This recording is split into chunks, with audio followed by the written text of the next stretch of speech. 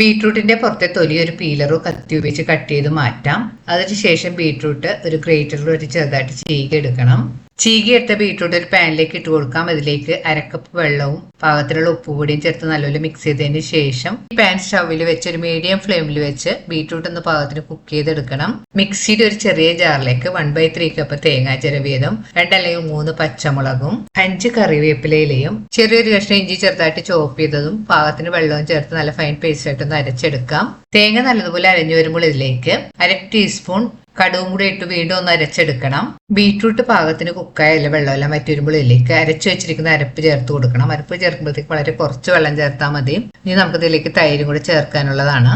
അരപ്പ് ചേർത്ത് നല്ലപോലെ മിക്സ് ചെയ്ത് 2-3 മിനിറ്റ് തിളച്ചതിന് ശേഷം സ്റ്റവ് ഓഫ് ചെയ്ത് മാറ്റി വെക്കണം. ഇതൊന്ന് തണുത്തതിന് ശേഷം ഇതിലേക്ക് തൈര് ചേർത്ത് കൊടുത്താൽ മതി. ബീട്രൂട്ട് ഒന്ന് ചെറുതായിട്ട് തണുത്ത് വന്നിട്ടുണ്ട്. ഇനി ഇതിലേക്ക് 1 കപ്പ് തൈര് നല്ലതുപോലെ ഉടച്ചതിന് ശേഷം ഇതിലേക്ക് ചേർത്ത് കൊടുക്കണം. തൈര് ചേർത്ത് നല്ലപോലെ ഒന്ന് മിക്സ് ചെയ്ത് കൊടുക്കാം.